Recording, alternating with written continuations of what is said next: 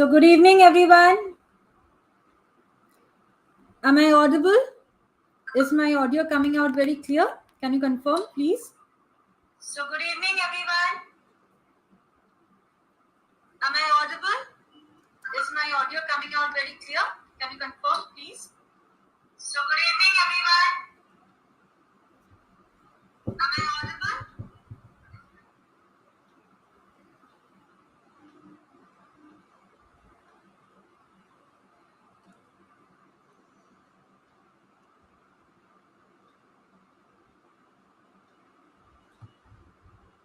Yes, okay.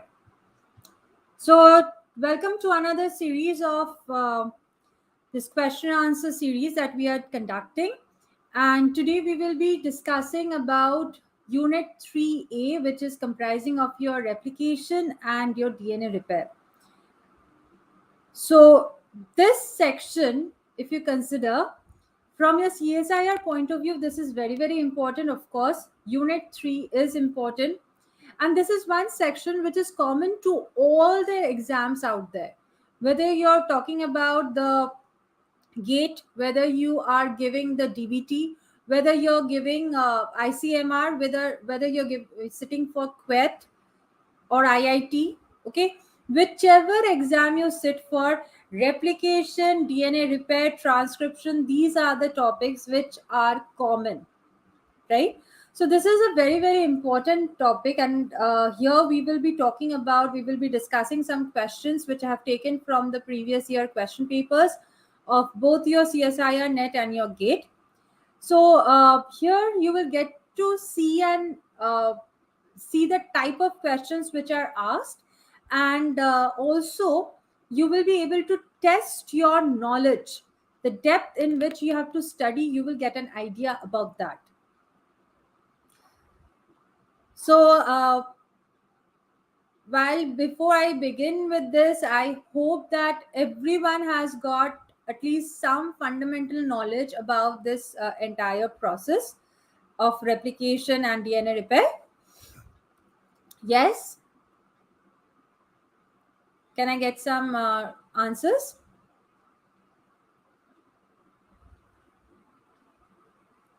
Okay.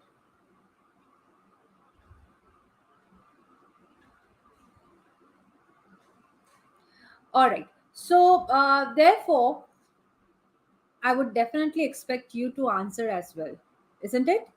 So this question answer round, I'll give you the question first. You try to solve that question, right? And then we will discuss the answer. What is the right answer? Why it is a right answer? We will look into that. Okay? So is everyone ready? Shall we start? Let's see. Give me a thumbs up. Type BIO. Bring it on. If you are all ready to test your knowledge and to see what kind of questions comes from here and the depth of knowledge you already have and you already need to gain more.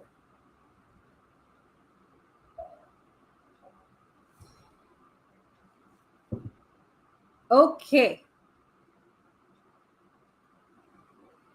Right. Yes, Kirtana, good evening. Yeah, so many people are joining again. I mean, late. So, good evening to all of you. Right. So, this is your first question. So, we will start with a math.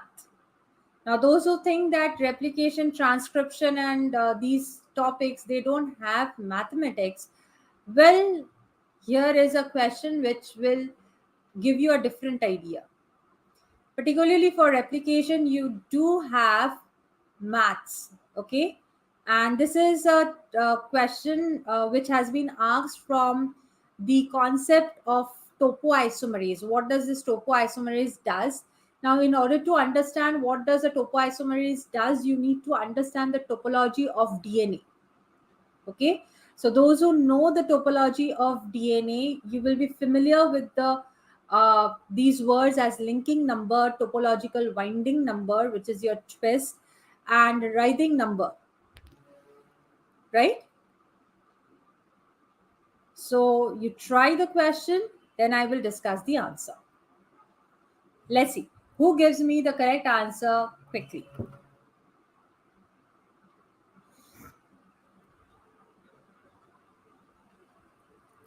So it is saying that a plasmid with linking number of 200, topological winding number of 200, and a writhing number of 0 was transformed into E. coli. The plasmid was re-isolated from the culture of the transformant. The re-isolated plasmid was found to possess a writhing number of -5. Following statements are made about this observation.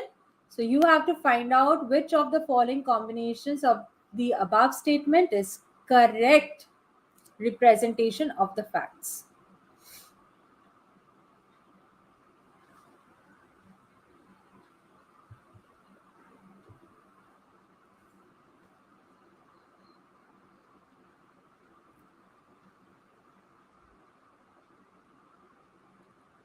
So recollect the formula for linking number and the concepts which is associated with linking number, twist and write.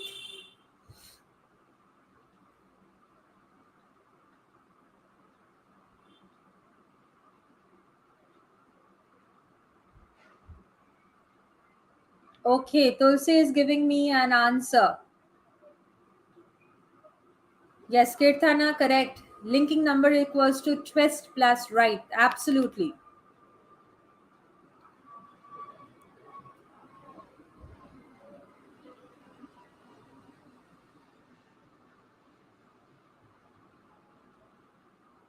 Okay, Surender is also saying it's 3. Understand this one thing. Your writhing is changing. Right now is changing. Right was 0. Now you're getting the writing number of -5. Okay. And as Kirtana has correctly mentioned, linking number equals to twist plus write. So if your write is changing, then won't the other parameters change or something? Think about it. I'm giving you the hint. I'm helping you. I'm giving you the hint. So think in that line. I'm not audible.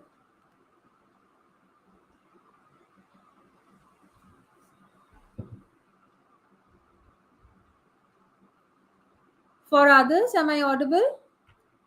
Kindly confirm.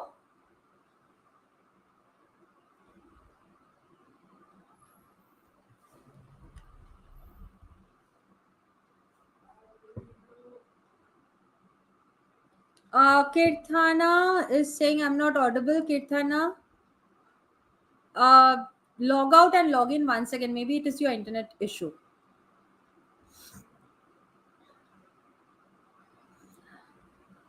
All right. All right. Okay. Everyone, I'm very happy that all of you are trying. This is what I want. Everyone should try. Okay. Don't shrink away from the question. Try the question. Give it a shot. Okay. If it is correct, then well and good. If it is not correct, at least you will get to know the correct answer. You will get to know where you're going wrong. If you don't try, then you will never understand where you're going wrong and where you need to rectify. So for those who are not answering, try it. Okay, try it, because this is ultimately going to benefit you. Okay, so let's see what is the correct answer. The correct answer is linking number of the re-isolated plasmid will be 195. Now, how is it coming? Let's see that. So we all know that linking number is equals to twist plus write, right? Now, if what is your twist is the number of times one DNA strand crosses over the other DNA strand, right? So here in this case, I have one twist and I have a second twist, right? Now, writing is, what is right? when the DNA winds around itself, okay, it is getting twisted around itself, then that becomes your right. So therefore, linking number always has to be an integer. It is always positive. Initially, they told you what? That linking number in this case, the twist was 0 and the right was, twist was 200 and the right was 0, right? So therefore, since the right was 0, linking number was coming as your 200. But now they are telling you that the right is -5, okay? And twist of a DNA, of a relaxed DNA, that is your 200 only. Okay, the twist is not changing. All right, the twist is not changing. The number of times one DNA crosses over the other one, that is 200. Fine. Now to adjust this, we have a writing number of -5 because here the right is happening. So therefore, my linking number will become 195. Okay, my linking number becomes 195. If there is no right, then my twist is equals to my linking number.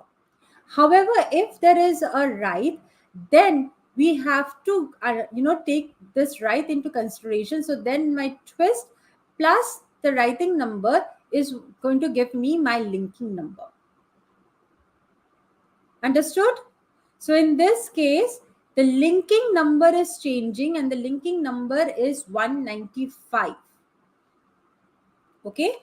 For those who are giving me the linking number of reisolated plasmid will be 200. No, this is not right because here the right is there, -5. Okay.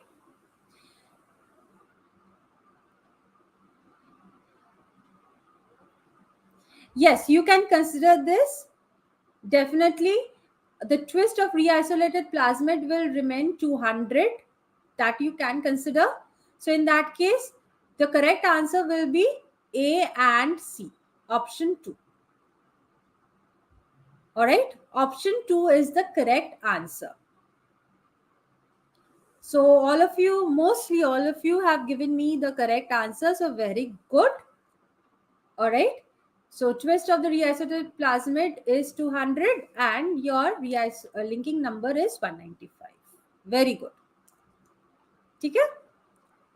Now moving to the next question. All right. Here you have the next question.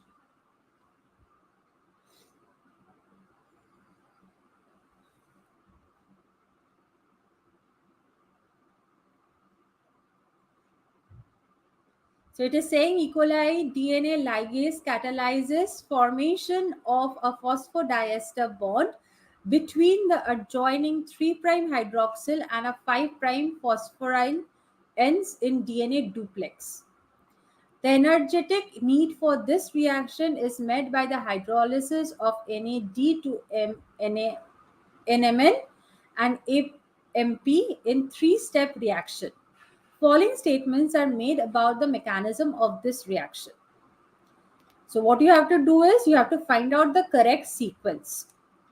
So for this, you have to know the mechanism in which the ligase catalyzes the phosphodiester bond formation.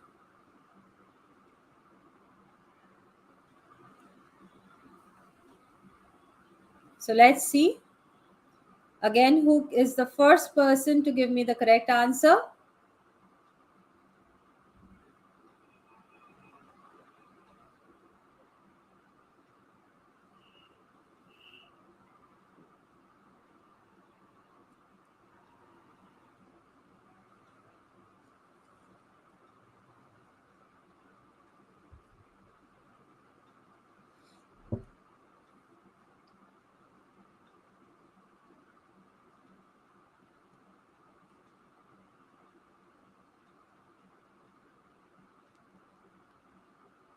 So they are saying AMP is linked to the 5' phosphoryl end of the nicked DNA. Adenyl group of NAD is transferred to the amino group of lysine.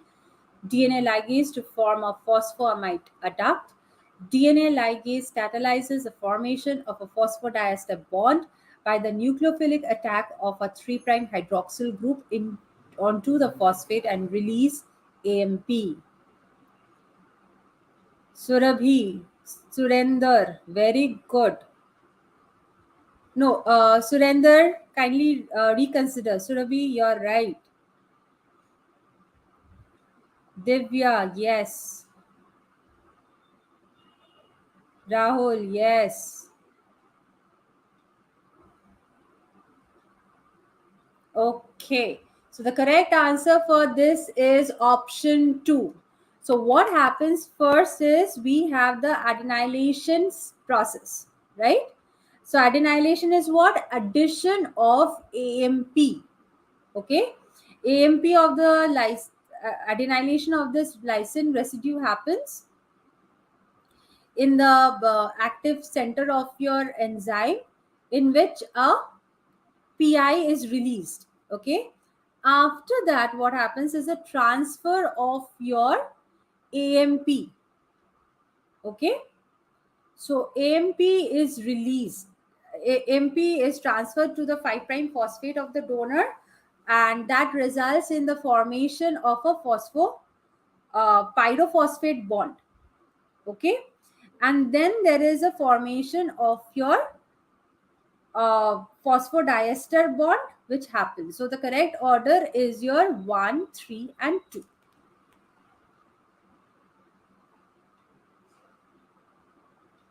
Okay. Now moving on to the next question.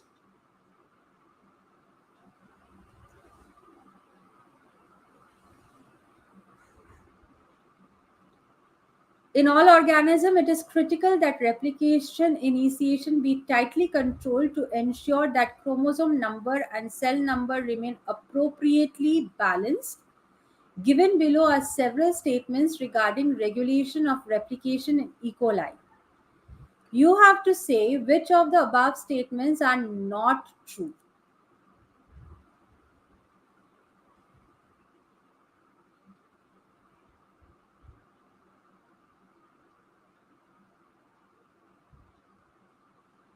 Be very careful. They are saying which of the above statements are not true.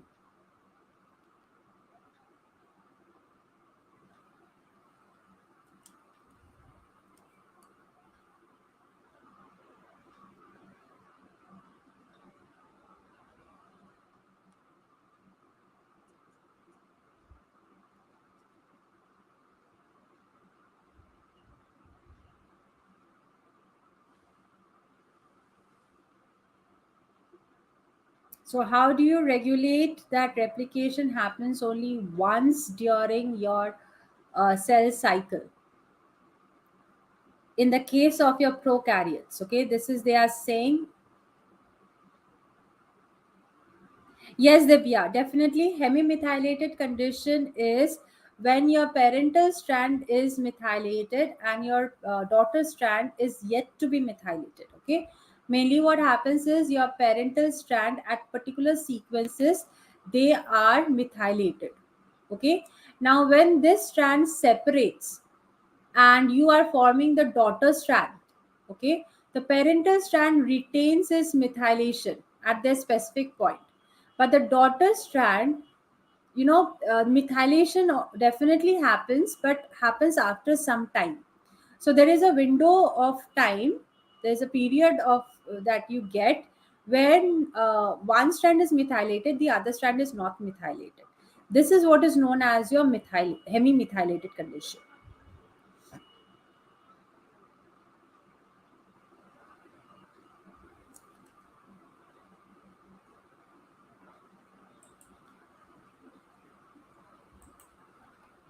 So this hemimethylated condition, it has got a very important role in controlling your replication as well as in your mismatch repair technique.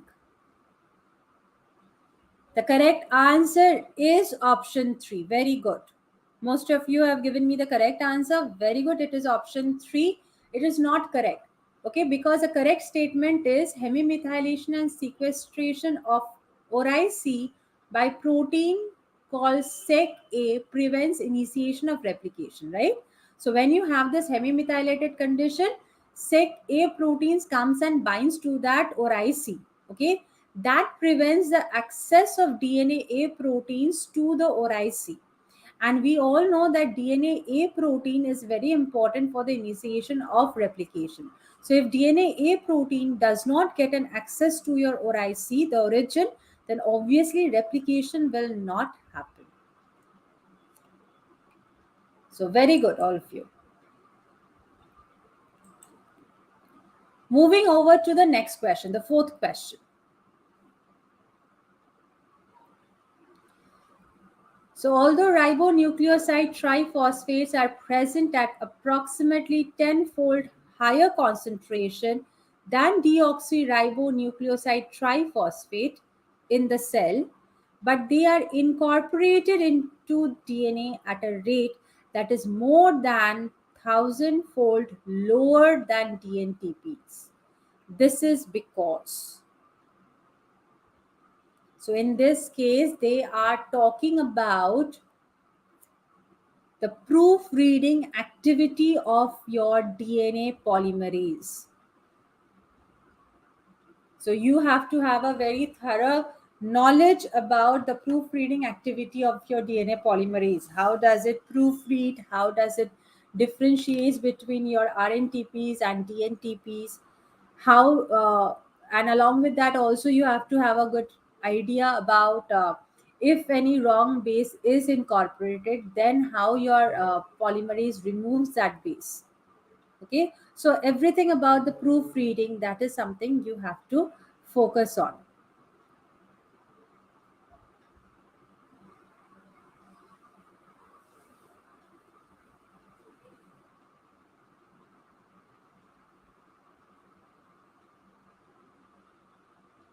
Okay, correct answers I'm getting. Very good, very good, good going everyone.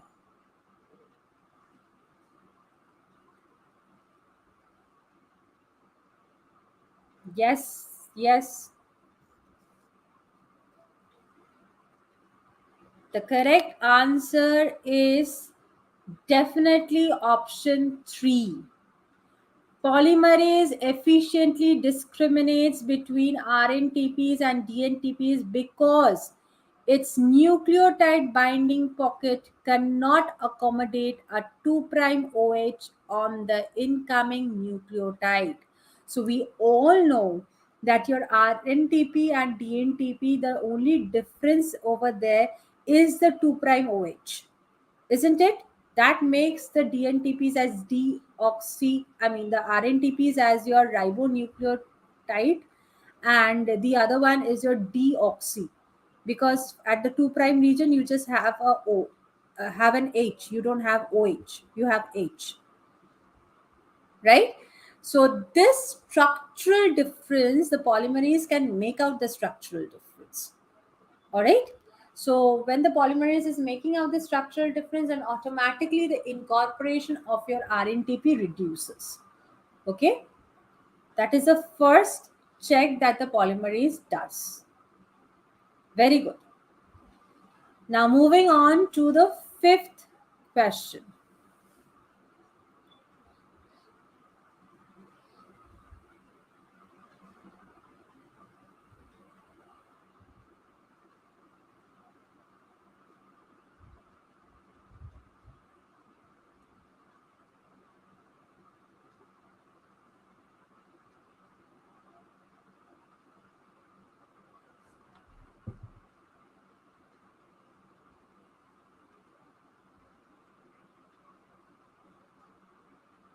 Okay. Surabhi is asking, so ma'am, why is RNTP incorporated into it? Well, first and foremost, polymerase does not incorporate RNTP, okay, because it can clearly make out the difference. Fine. However, yes, it at times it can make mistake, but that percentage is very low, is very low. Okay, the chances of making a mistake is very low. If however it makes a mistake, okay, then definitely in the next step it can proofread. Okay, so it will remove that mismatched base and it will incorporate the correct base. Okay, the proof checking activity of polymerase is very high, the fidelity is very high.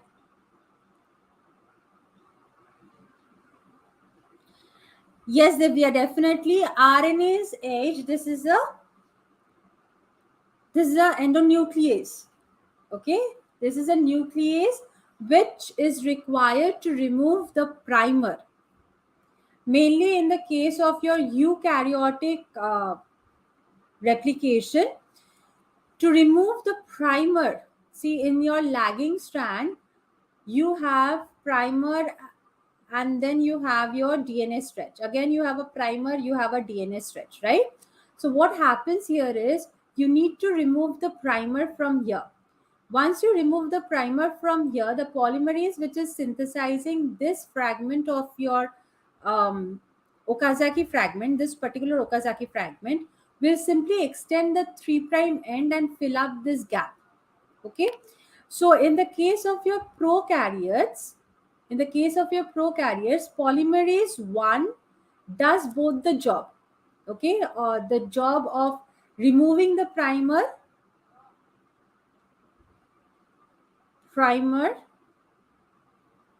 as well as filling up the gap.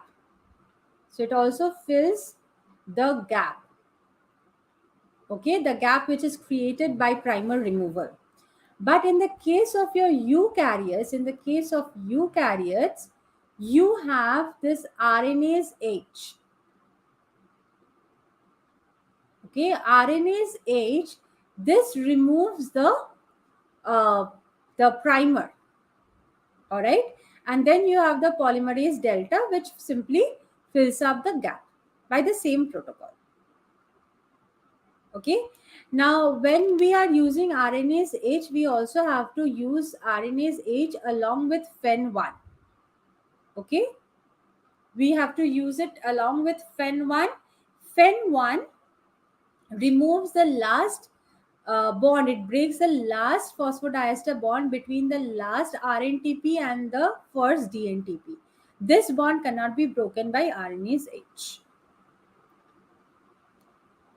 Okay, so now can you tell me or make an idea as to what should be the correct answer? So some of you are saying option 4, some of you are saying option 2.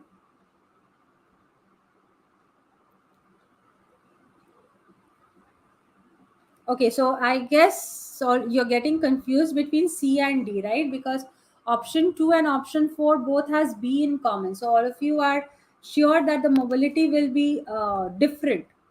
Everyone is sure about this fact, right? That there is a distinct difference in the mobility of the newly synthesized labeled DNA fragments.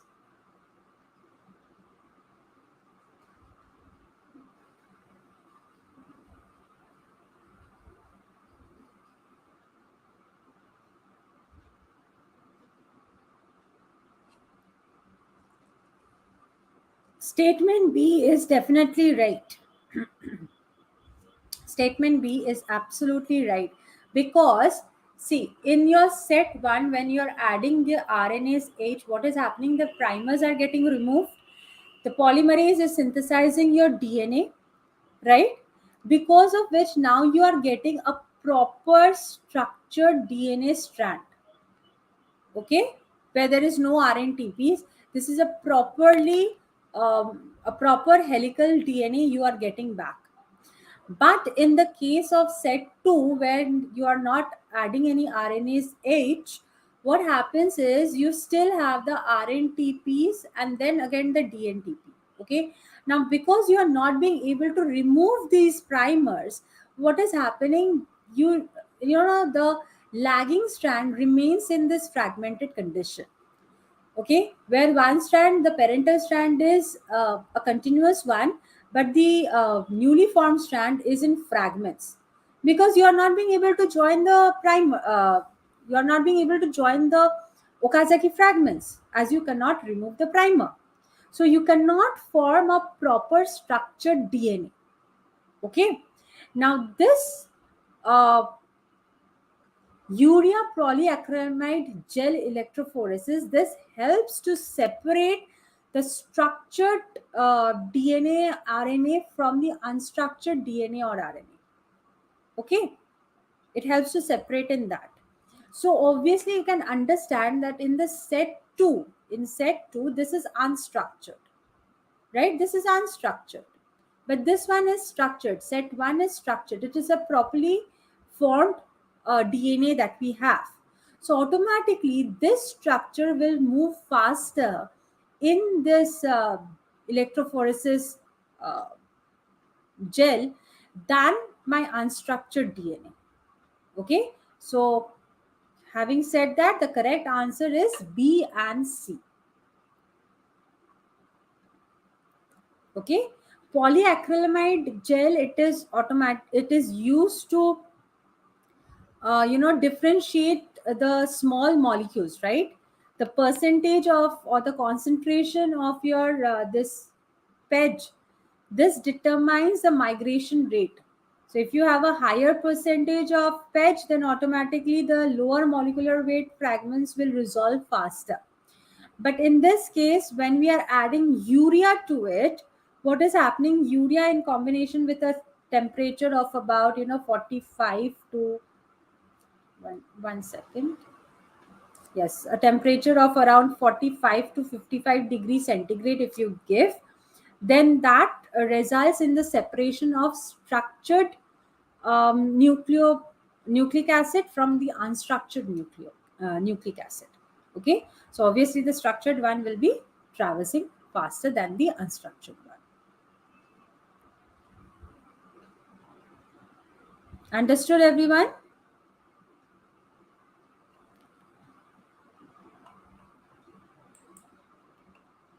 So far from the questions that we have discussed, from the topics that we have discussed, do you want me to answer any, do you have any doubt? You want me to address any doubt? Any questions from these topics that we have discussed?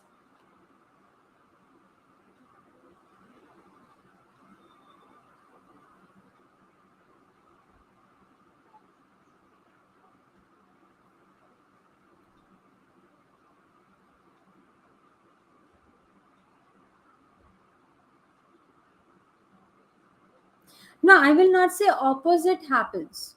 Okay, I will not say opposite happens. It is the same thing that happens, but the resolution is much uh, clear or much better when you're using this urea PEG. Yeah, this is a bit difficult because you have to have the concept of this electrophoresis gel. So you see, one thing have you noticed? By looking at this question, you have two ideas connected. You have the idea from replication, and you have the idea from unit 13, where you're going to study about the electrophoresis, right? DNA electrophoresis, protein electrophoresis, you will be studying about that. Okay, so two ideas also you can have in combination. And CSIR, they give you questions like this, okay, where two ideas are in combination. So when you are preparing for your CSIR, keep this in mind. And I keep telling this to my students that, once you have finished studying, no, always try to link up all the related topics that you can have in hand.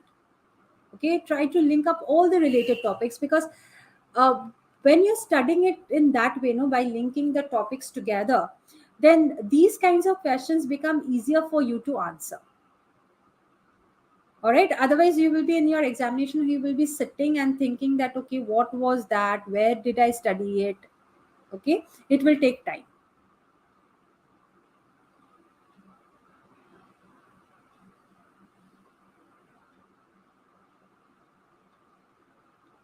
So Ravi, we are not getting the smaller fragments. It is unstructured, but it is not smaller fragment. Okay, the Okazaki fragments are not coming out separately. So how you're finding this question answer round? Is it helping you? Is it helping you? What do you think about your preparation? What do you think? Are you getting an idea as to which sections you need to concentrate on? How you should prepare? So after today, I hope that when you're going to sit with replication and the DNA repair portion, you will know, you will get a strategy, you will get an idea, or you will, will be able to form a strategy how to, regarding how to plan the study, right? You'll be able to form a strategy. Okay. So yeah, exactly. So, and that is the reason why we are conducting these Brahmastra series, so that you know where you're lacking and where you can improve. Okay, and it's a revision also. It's a cross check also, right? So you all also know about this Watson scholarship, isn't it? The Watson Impact Scholarship. So definitely you can share this idea with your friends, because in this scholarship you are getting the access to all the classes, whether it be the CSIR, whether it is your gate, okay, pet, all the classes that we conduct. You will be getting an access to that, along with the hands-on training, okay, the workshops, certifications, right? And the wet labs also, which we have already conducting some internships there as well in your wet labs. So you get all that under one umbrella, which is your Watson Impact Scholarship. So you have different kinds of scholarship: 100%, 90%, 80%, 50%, and 25%. So don't miss this opportunity, and just try to get into the scholarship.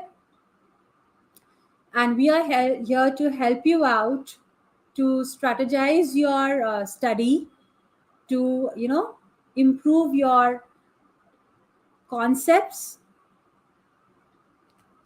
and together we are here to win the CSIR, right? Okay, so shall we take up some more questions? What are you saying? Shall we take up some more questions? Let's see.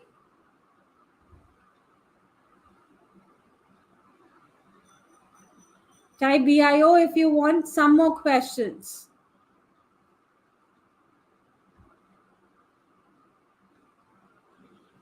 Okay.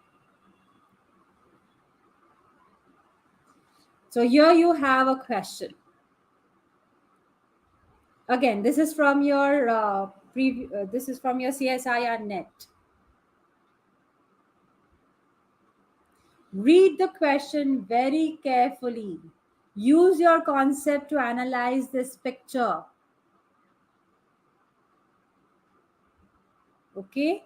And read the statement. It's very twisty turny statements you have.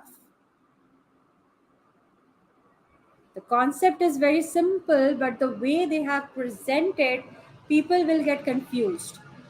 But you should not be confused.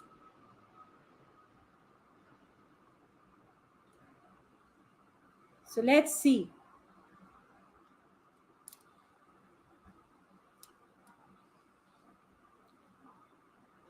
So they are saying that in E. coli, though DNA polymerase 1 plays an essential role in the replication process, it is not the major polymerase. Instead, the enzyme responsible for advancement of replication fork is polymerase 3. From the four DNA structures A, B, C, D given below, students made several interpretations about the shorter arm being extended by Pol 1 and or Pol 3. So which one of the interpretation written below is correct?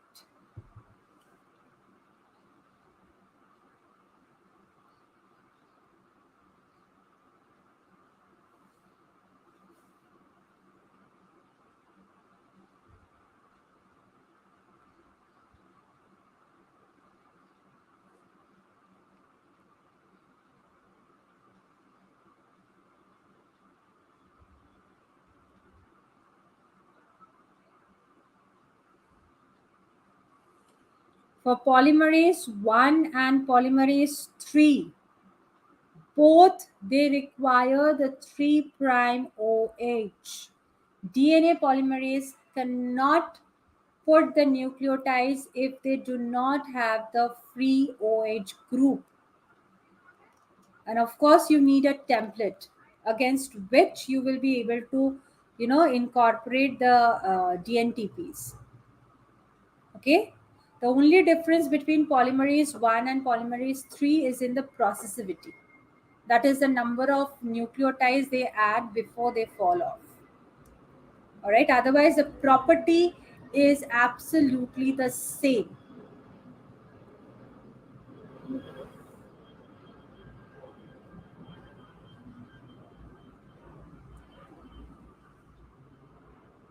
Yes, Rahul, Anupam, you've given me the correct answer.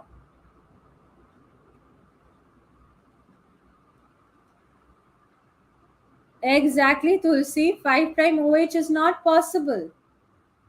You have 5' phosphate, not 5' OH. Good.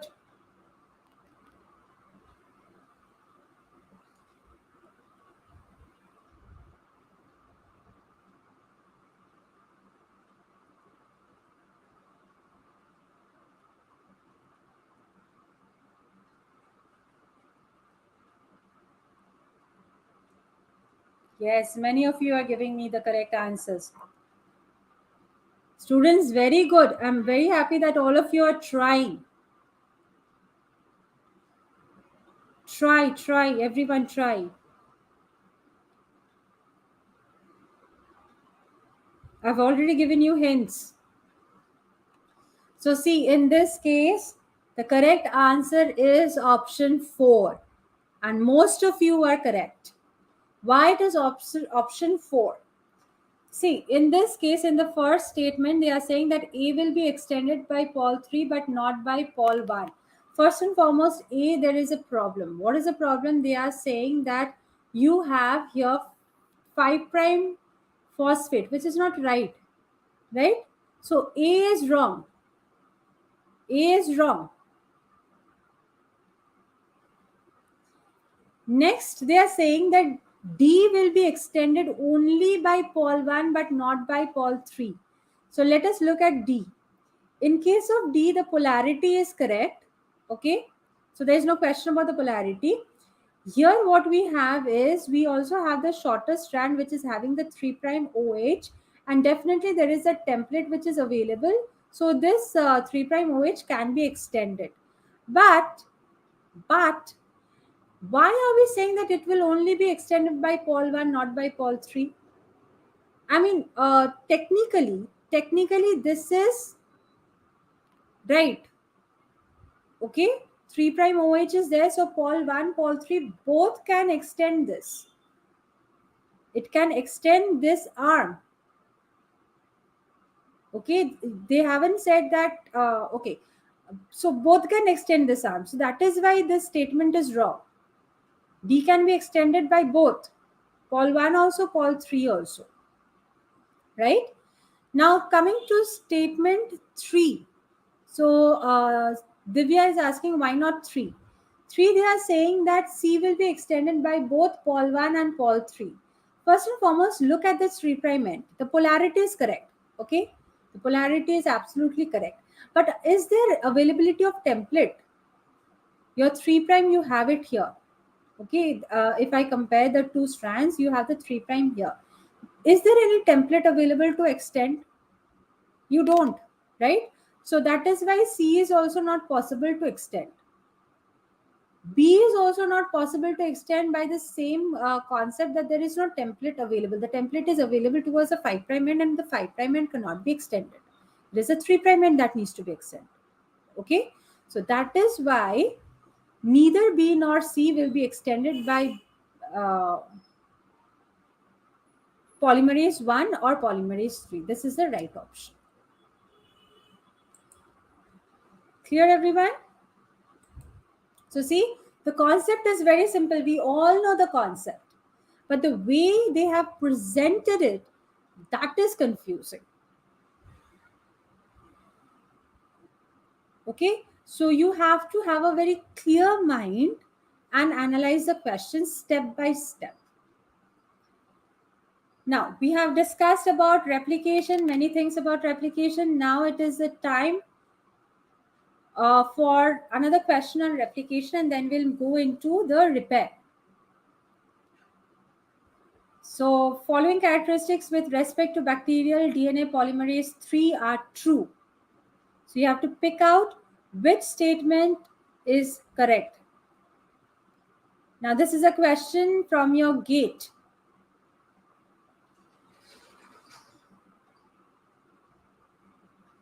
So basically, if you're studying for CSIR net, if you're studying the topic from for CSIR net, it will automatically cover for your gate exams also.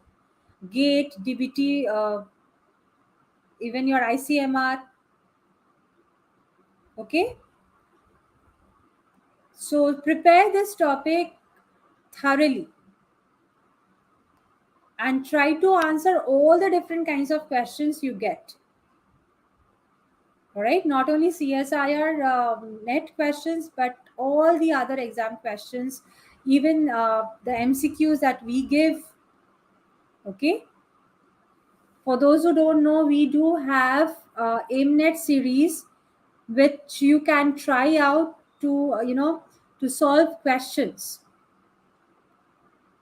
Those who are already enrolled with us, they get the weekly test and the quest exams, so they get to practice different questions from there, starting from the very basics to the advanced. But those who are not enrolled, you can definitely have a look at the NNet series for your own practice. Okay,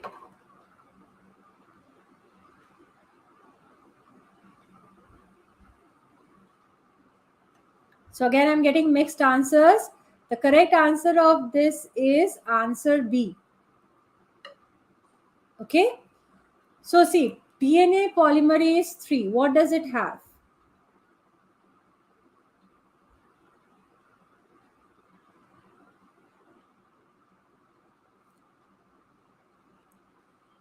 It has got 5 to 3 prime polymerization activity, right, by which it is synthesizing the DNA. It has got the normal 3 to 5 prime exonuclease property, okay, but it does not have the 5 to 3 exonuclease property. No, this is only present with polymerase 1. Okay? And polymerase 3 cannot initiate chain synthesis, chain initiation without OH, the 3 prime OH. So therefore the correct answer is Q and R.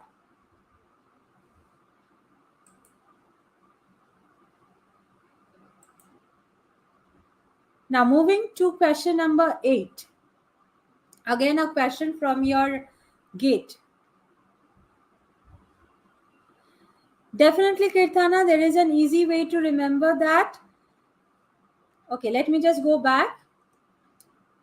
See, we know that replication happens in the 5 to 3 prime direction, right? So therefore, my polymerization activity will also be from 5 to 3. That has to my polymerization activity. Because of this, we are being able to replicate. We are being able to add the DNTPs. Okay, So what we are doing is we have this stretch of DNTPs here, 5 to 3, and we are adding another DNTP here. Okay, so now this becomes my new 3' end. Fine. Now if this DNTP is a wrong DNTP, I need to remove this. So in that case, I will be using the reverse exonuclease property, 3 to 5. Okay, to remove this nucleotide, I will come back from 3 to 5 and break the bond here.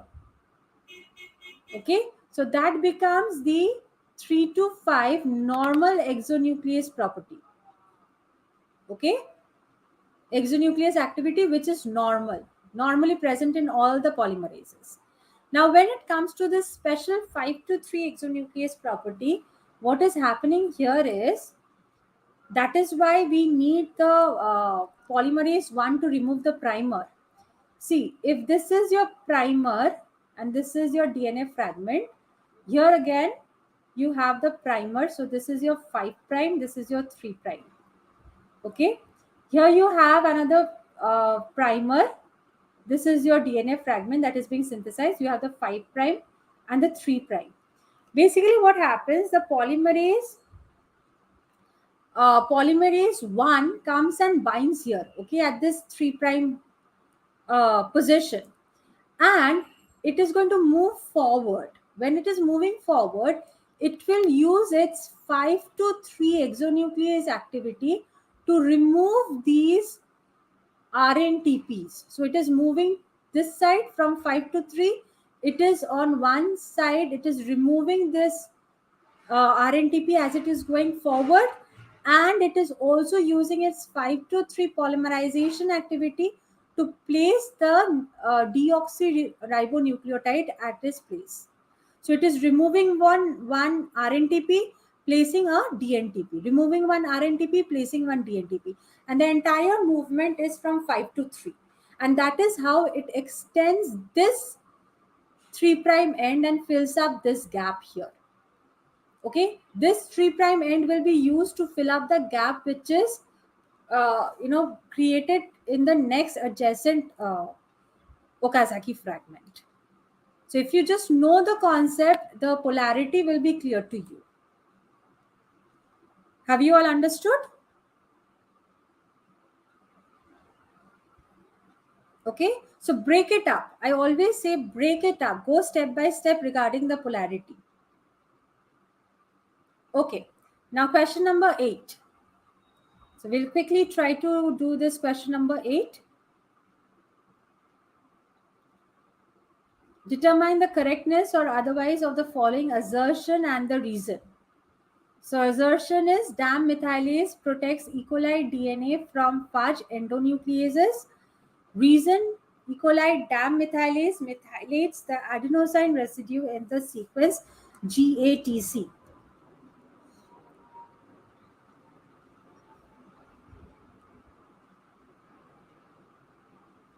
So what should be the correct answer?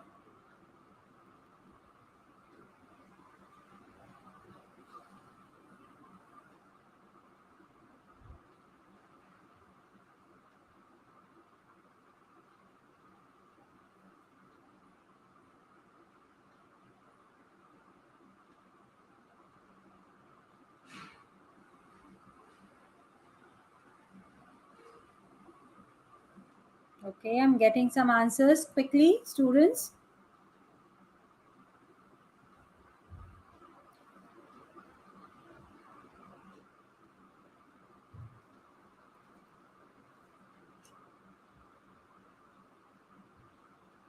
The correct answer is option A.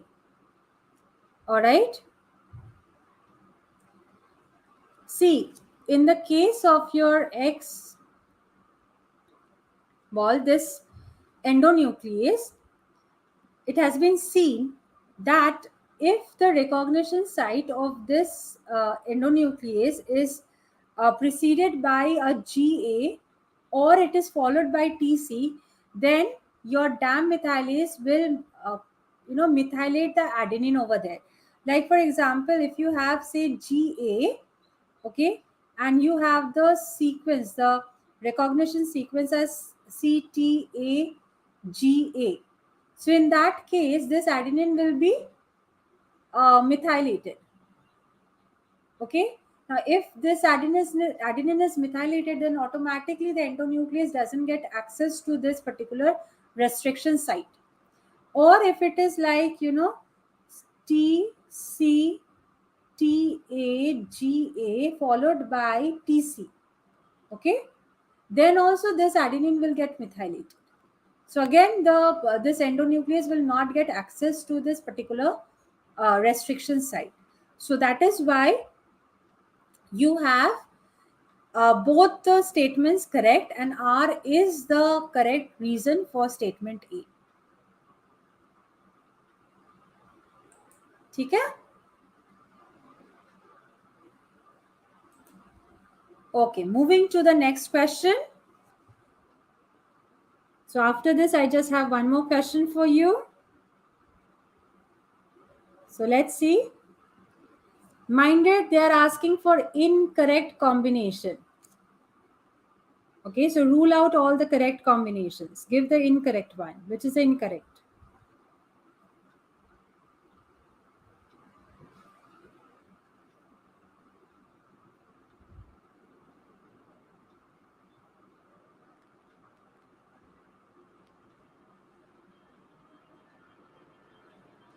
So homologous genetic recombination is a DNA repair process referred to as recombination repair. So you have to have a knowledge about the homologous recombination repair technique.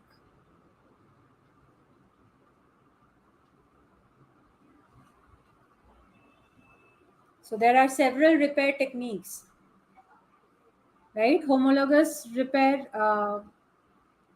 process and your non-homologous end joining. These two repair mechanisms are mostly used for double strand breaks. And the other repair mechanisms that you have, the nucleotide excision repair, the base excision repair, all of that are used for your single stranded lesions. Yes, the correct answer is option 4. Okay, because DNA polymerase 3 will stall at the site of damage. If there is a break, automatically DNA polymerase 3 will not be able to proceed from here. Okay, it will wait unless this gap is filled. Okay, it is repaired. So this is correct. DNA pol 3 leaves a gap in the daughter strand. So yes, DNA polymerase leaves a gap in the daughter strand, okay, which is filled up by your ligase.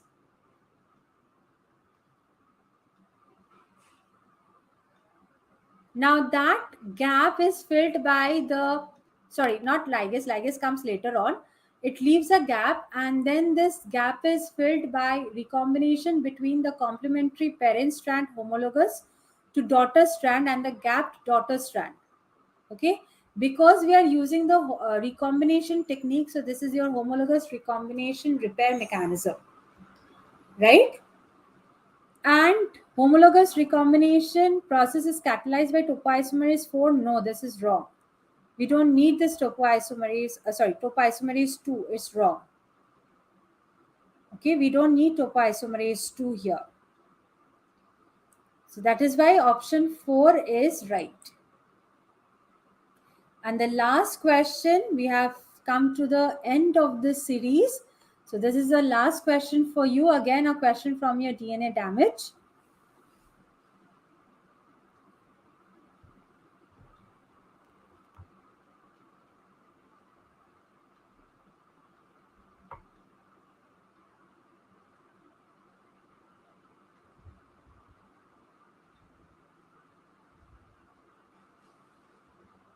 They are saying the complex response to different DNA damage in both prokaryotes, eukaryotes fall into 3 main categories: damage bypass, damage reversal, damage removal. So you have to match the proteins who are performing these particular types of responses. So for this, you have to study the entire DNA repair chapter.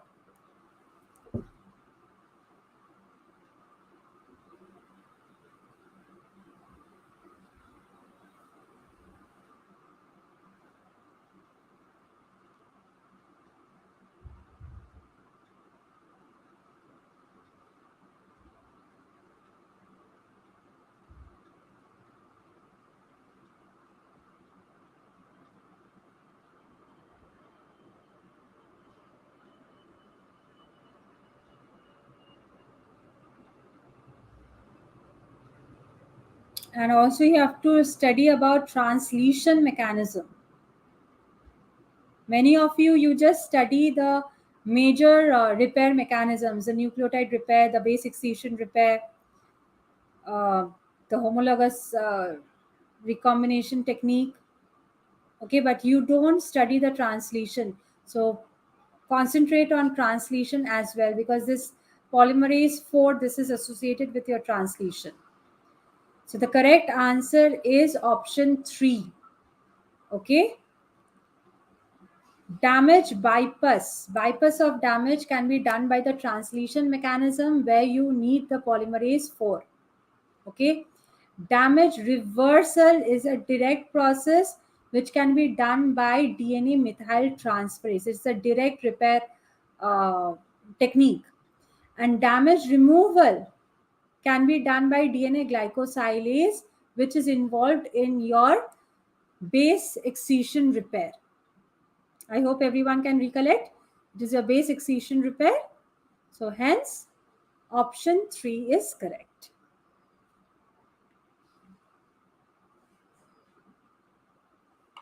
Okay. So with that, we come to the end of this series. Thank you everyone for attending and actively participating. I'm very happy to see that all of you are trying. So keep trying. And after this session, you have definitely got an idea where to revise, which portions to touch up, right? So now you're free. Go and sit with your books and just do the revision, right? So meet you again in another series with another topic and another set of question answers. Until then, it's a bye-bye.